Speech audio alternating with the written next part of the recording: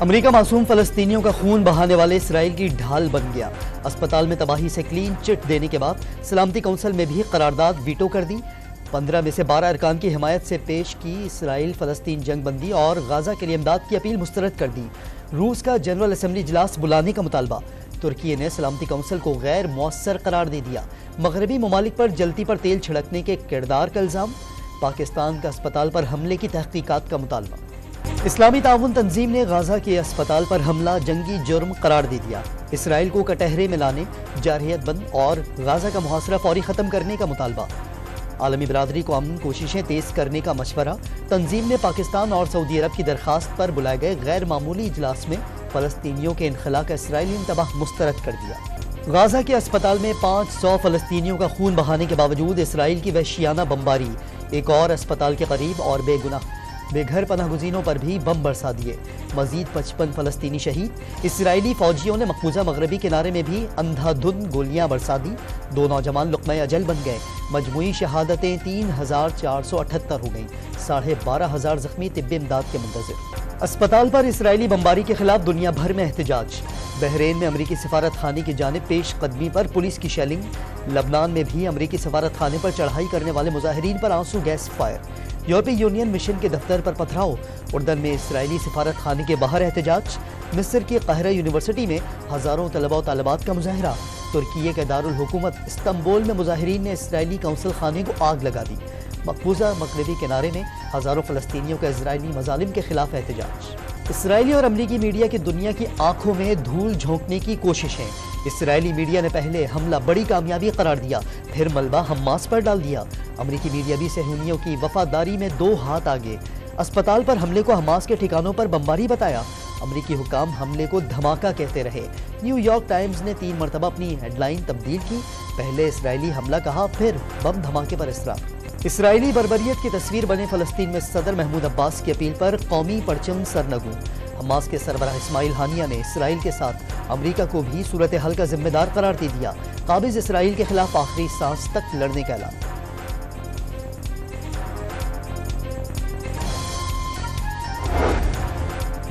جنگی جرائم سے متعلق اسرائیل کی حمایت پر امریکہ کو سبکی۔ غزہ اسپتال پر حملے کے بعد اردن، مصر اور فلسطینی اتھارٹی کے سربراہوں کا جو بائیڈن سے ملاقات سے انکار۔ عمان میں 4 ملکی سربراہی اجلاس بھی منسوخ۔ پاکستان نے غزہ میں اسپتال کو نشانہ بنانا غیر انسانی فعل قرار دے دیا۔ عالمی برادری سے بدترین اسرائیلی مظالم روکنے کا مطالبہ۔ نگراں وزیر اعظم کی بیجنگ میں سیکریٹری جنرل اقوام متحدہ سے ملاقات۔ انوار الحق کاکڑ کی معصوم فلسطینیوں کا قتل عام فوری رکوانے میں کردار ادا کرنے کی اپیل۔ قومی کرکٹ ٹیم کے کھلاڑیوں کا بھی فلسطینیوں سے اظہار یکجہتی۔ شاداب خان، محمد نواز، افتخار، امام الحق اور حارث رؤوف نے ٹویٹر پر فلسطین کا جھنڈا پوسٹ کر دیا۔ پاکستان کا ہتھیاروں کے نظام ابابیل کا کامیاب تجربہ۔ Chairman joint chiefs of staff committee general Sahir Shamshad Mirza نے مشاہدہ کیا۔ صدر عارف علوی، نگراں وزیر اعظم اور سروسز چیفز کی اسٹریٹجک فورسز کے تمام ارکان کو مبارکباد۔ لیگی قائد نواز شریف کی حفاظتی ضمانت کی درخواست پر سماعت آج پھر ہوگی۔ ماضی میں بھی اتحادی ملزمان کو سرنڈر کرنے کا موقع دیا گیا۔ چیئرمین پی ٹی آئی کو بھی حفاظتی ضمانت دی گئی۔ وکیل امجد پرویز کے دلائل، کوئی ملزم سرنڈر کرنا چاہے تو آ جائے، کوئی اعتراض نہیں۔ نیب پروسیکیوٹر کا موقف، کل آپ کہیں گے فیصلہ ہی کالعدم قرار دے دیں، اپیل پر بھی آج فیصلہ کر دیتے ہیں۔ جسٹس میاں گل حسن اورنگزیب کا مکالمہ۔ عدالت نے نواز شریف کی درخواستوں پر نوٹس جاری کر دی۔ نون لیگ کے دبئی اجلاس میں نواز شریف کی واپسی کی حکمت عملی تبدیل۔ سابق وزیر اعظم 21 اکتوبر کو پاکستانی وقت کے مطابق صبح 9:45 پر دبئی سے اڑان بھریں گے۔ نون لیگی قائد لاہور کے بجائے دن 12 بجے اسلام آباد میں لینڈ کریں گے۔ لاہور کے مقامی رہنماؤں کا مینار پاکستان کا دورہ، جلسے کی تیاریوں کا جائزہ۔ بلاول بھٹو زرداری کا نام لیے بغیر نواز شریف کی واپسی کے لیے الیکشن روکنے کا الزام۔ بڑے استقبال کے لیے ریاستی زور کا بھی دعویٰ۔ سانحہ کارساز پر جلسے میں واضح کر دیا، 16 ماہ حکومت سے ثابت ہوا لندن سے ملک نہیں چلایا جا سکتا۔ 90 کی دہائی یا 2017 کا نہیں، آج کا پاکستان چاہیے۔ نفرت نہیں، مفاہمت چاہیے۔ سلیکشن کی سیاست نے جمہوریت کا جنازہ نکالا۔ کوئی بولے نہ بولے، وہ بولتے رہیں گے۔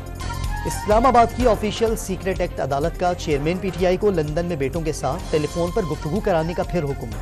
چیئرمین پی ٹی آئی کے اہل خانہ کے تحفظات اور ملزم کے آئینی حقوق کو نظر انداز نہیں کیا جا سکتا۔ جج ابو الحسنات نے تحریری فیصلہ جاری کر دیا۔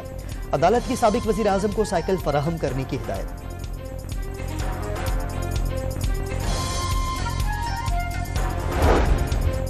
Vice chairman PTI Shah Mahmood Qureshi की दहशत गर्दी की 2 मुकदमात में दरखास्त जमानत बहाल। इस्लामाबाद की अदालत ने 20 अक्टूबर को हतमी दलाइल तलब कर लिए। लाहौर हाई कोर्ट ने जिन्ना हाउस हमला केस में खदीजा शाह की जमानत मंजूर कर ली। कराची में डाकू राज बरकरार। कोरंगी सनती एरिया गोदाम चौरंगी पर मुलजमान रिक्शा सवार दुकानदार से 110 मोबाइल फोन और असलहा छीनकर फरार। मुतासरा दुकानदार का रिक्शा ड्राइवर पर डाकुओं से मिली भगत का इल्जाम।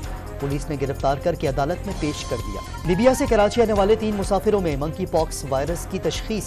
ओमान एयरलाइन से पहुंचने वाले तीनों मुसाफिरों को सिंध इन्फेक्शन डिजीजेस अस्पताल मुंतकिल कर दिया गया।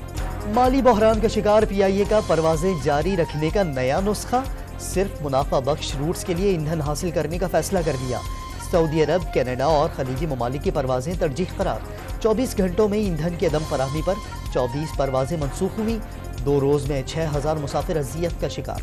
निगरान पंजाब हुकूमत पेट्रोल की कीमत कम होने पर अशियाए ज़रूरत की अशिया सस्ती कराने में कामयाब। मुख्तलिफ ताजिर तंजीमों ने चावल 25, दाल चना 15, दाल मसूर 30 और काला चना 10 रुपए फी किलो सस्ता करने का ऐलान कर दिया। बेसन की कीमत में भी 20 रुपए कमी होगी। वर्ल्ड कप क्रिकेट के 16वें मैच में न्यूजीलैंड की बाआसानी फतह। 289 रन हदफ के ताक़ुब में अफगानिस्तान 130 रन पर ही ढेर हो गया। 6 खिलाड़ी डबल फिगर में दाखिल न हो सके। मिचेल सेंटनर और फर्ग्यूसन के 3-3 शिकार। कैंगरूज के खिलाफ मैदान लगने से पहले कौमी क्रिकेटर्स बुखार और वायरल इन्फेक्शन को शिकस्त देने में कामयाब। बेंगलुरु में हारिस के सिवा तमाम खिलाड़ियों के प्रैक्टिस सेशन में शिरकत। भारत से हारे जरूर हैं लेकिन वर्ल्ड कप खत्म नहीं हुआ। मोहम्मद रिजवान के हौसले बुलंद।